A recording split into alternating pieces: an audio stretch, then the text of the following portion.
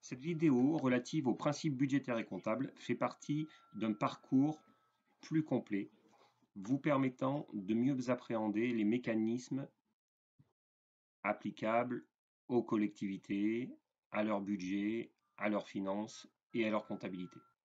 La première vidéo est donc consacrée aux principes budgétaires et comptables. La seconde, à la structure budgétaire. La troisième, à la prévision budgétaire. La quatrième, à l'exécution budgétaire. Et enfin, la dernière, au contrôle budgétaire.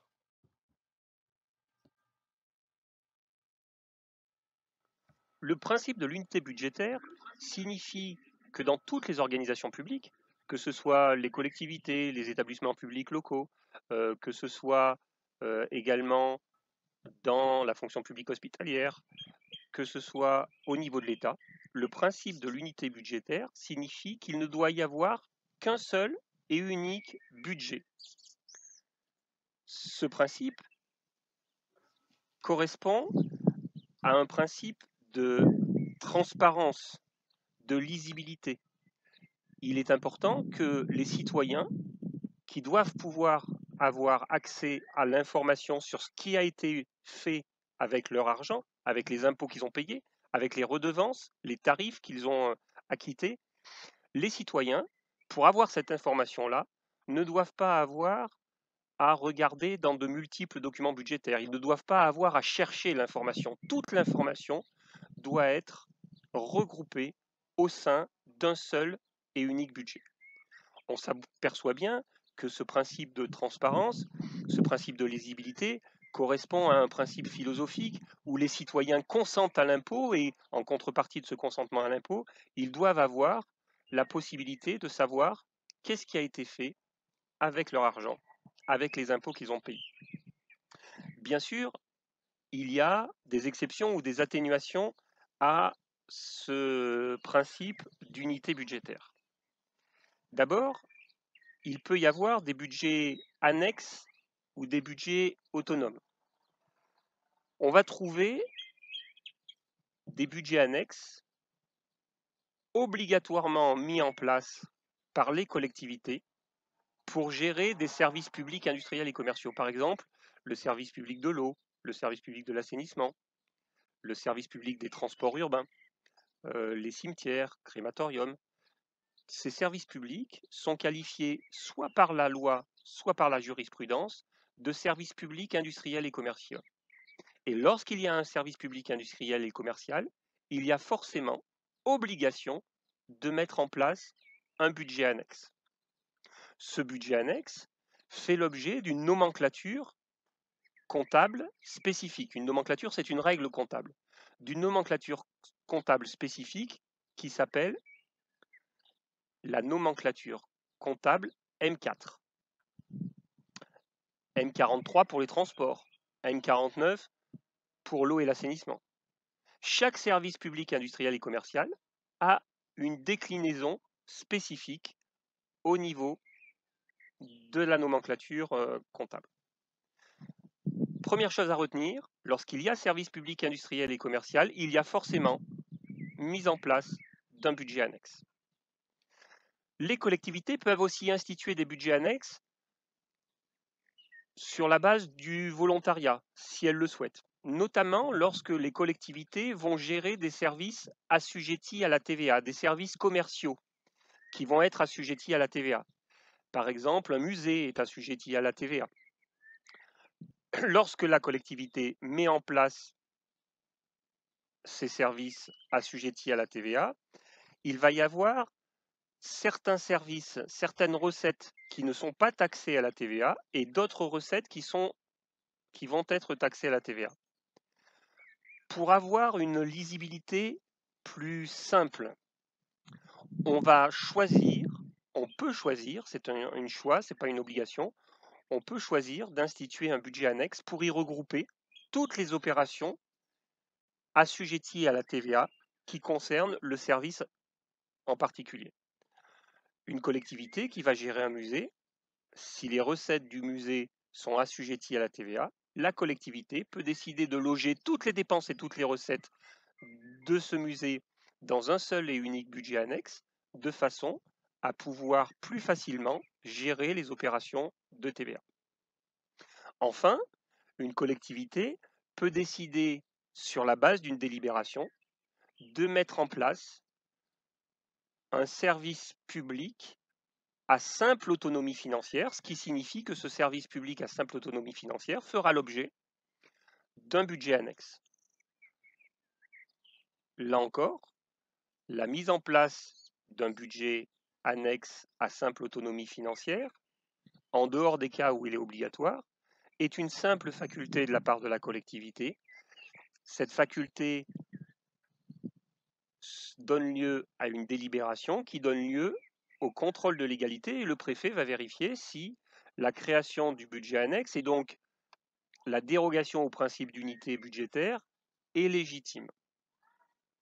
Il ne faut pas confondre un budget annexe avec un budget autonome. Le budget annexe, c'est le budget annexe de la collectivité. On a le même ordonnateur, c'est le maire de la collectivité qui va être l'ordonnateur du budget principal et l'ordonnateur du budget annexe.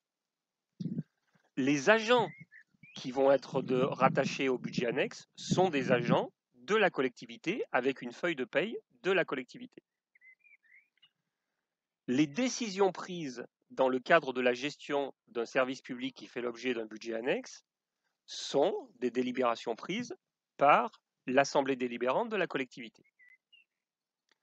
Il en va différemment dans le cadre d'un budget autonome. Un budget autonome est un budget qui est adopté pour la gestion d'un établissement public autonome, à part, avec une personnalité morale propre. Même si ce service public à personnalité morale propre est étroitement lié à la commune, il n'en reste pas moins que c'est une entité autonome avec un budget propre, différent du budget de la collectivité, avec un ordonnateur propre, différent du maire, différent de l'exécutif de la collectivité, avec du personnel propre. Le personnel a une feuille de paye qui correspond à cet établissement public autonome. Et donc, il ne faut pas confondre un budget annexe qui est un budget de la collectivité avec un budget autonome qui est un budget d'un établissement public à part, d'une personnalité morale à part, séparée de la collectivité, même si cet établissement public travaille en étroite relation avec la collectivité. Par exemple, le budget du CCAS, du Centre communal d'action sociale, est un budget autonome. Le CCAS a un ordonnateur, c'est le président du conseil d'administration du CCAS, même si souvent c'est le maire ou l'adjoint aux affaires sociales. Le CCAS a un budget propre et les agents du CCAS ne sont pas les agents de la commune. Donc ne pas confondre un budget annexe avec un budget autonome. Et puis dans les dérogations au principe de l'unité budgétaire, on trouve aussi ce qu'on appelle les étapes budgétaires. Tout au long de l'année, on va trouver différents documents budgétaires qui sont adoptés par l'Assemblée délibérante. En début d'année, on va trouver le budget primitif. En cours d'année, on va trouver le budget supplémentaire. On va aussi trouver des décisions modificatives.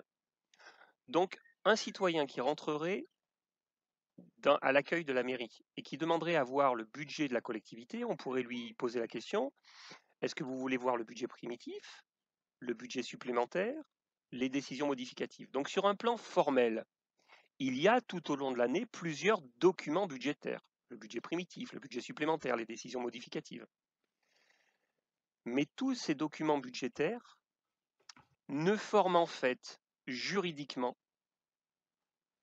qu'un seul et unique budget. Le budget, c'est en fait l'autorisation politique qui est donnée à l'ordonnateur de dépenser. L'ordonnateur, il a le droit de dépenser dans la limite des crédits qui ont été votés au budget primitif, plus le budget supplémentaire, plus la décision modificative. Ce qu'on appelle budget au sens juridique, c'est la somme des trois décisions politiques. Donc si au sens matériel, tout au long de l'année, il y a bien plusieurs documents budgétaires.